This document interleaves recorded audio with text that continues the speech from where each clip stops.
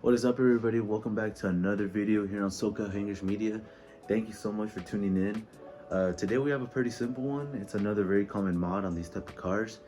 We have here a set of eBay headers.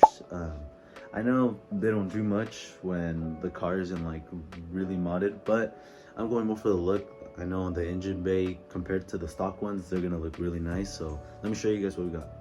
So this is what we have today. Again, really simple, but it's gonna make a huge difference on the looks.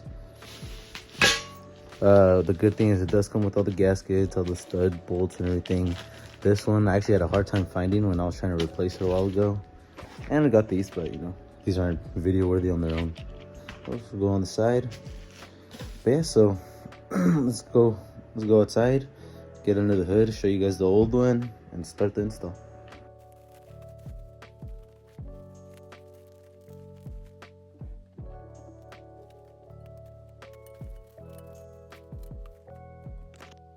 So guys, this is what they look like without everything on, just in case you want to get a better look. I'm not gonna sit here and tell you I know the welds, because I really don't. They look good to me. That's all I can say. I know there's people out there that are gonna be like, oh, they're gonna crack easily, and you know what, they might, but we're not at that time. It does have the holes for the O2 sensors. I know some cars have them down here. Mine has it up here. The good thing is I had my car worked on. We're working on it like not long ago. It was removed and like put back in, so I know it's not gonna be all rusted and stuff in there, so that's good. Yeah, so the gaskets luckily come in little bags, so they don't just spill out when you open it. Let's get to throwing these on. I know these are gonna look good. All right guys, so I was just like looking at the bolts and everything inside the little bag, and I do remember that obviously you have to put in these like studs, and then you're gonna put those into, so I'm doing that right now.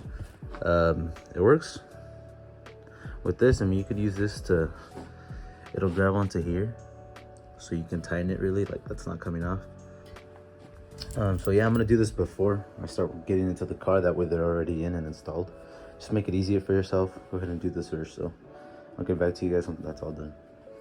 So just finished bolting this up. I figured it would just be easier to do it now that it's out, and I'll just like maneuver it to slide it down in once I get the stock one out. So now let's actually go towards the car and let's start getting ready to throw this one in.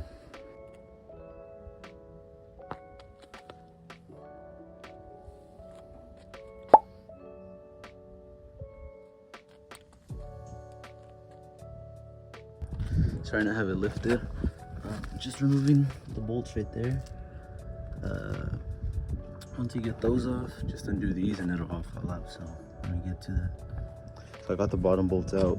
I'm gonna move on to these now and then go grab the header and kind of test fit it. But before I actually throw it on, I'm gonna go ahead and like clean out everything I can from behind there. So I got the headers out. It wasn't that hard. This is what it looks like. I'm gonna go ahead, I have this laying around. I'm gonna spray that around the block and kind of give it a little clean just so it looks nice once we put the new ones in. So let's do that now. All right guys, so with the new one out here, the O2 sensor is like being, it's stuck, and I don't have the proper size wrench. It's either a 22 millimeter or a 7/8. So I'm gonna just install this and then run to the store after and take that off and install it onto here. So now let's actually put it into the car.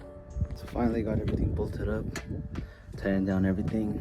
I will say though, it's not a perfect fit, especially if you don't have a cat or a stock exhaust, but I made it work. There might be a leak, I'll see in a little bit. Everything's tying, that's not going anywhere. I'm just gonna put in the dipstick, clean this up, run to the store, get the 22 millimeter wrench so I can install the O2 sensor, and we'll be done. So went over to AutoZone, got the 7/8 wrench. And man, everything's so easy once you have the right tools. I got it off, got it onto here, plugged it in, so now it's officially all bolted on and ready to run. So I bought a detail cleaner. I'm gonna go ahead and clean this everything up, and then I'll give you guys that start test and see how it sounds. So I wouldn't say it's a complete detail, but I kind of went and wiped a lot of the stuff down, so it does look a lot better. Like little places like this that were all dusty, not anymore, like down there. So it's looking a lot better. The engine bay just looks cleaner in general. So yeah, let me give you guys that sound test now.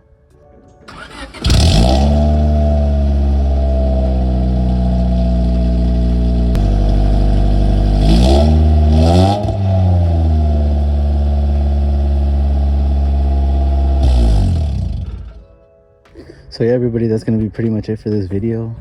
They look great, as you saw in the little clip of the exhaust. Sorry for not revving it too high. I mean, I'm in the neighborhood, don't want to annoy the neighbors. They're starting to bake, that's why you saw a bunch of smoke. It's normal for new headers, any new exhaust piping, usually, especially here with the hottest part of the engine. They're gonna smoke for a little bit. I'm not worried. Did everything right, sounds good. There might be a minor leak at the first bolt up, but I can always figure that out with new bolts or something. So as always, thank you guys so much for tuning in to another video here at SCH Media. I did drive the car around a little more. I showered and everything. I could literally feel the dirt in my head from laying down on the concrete.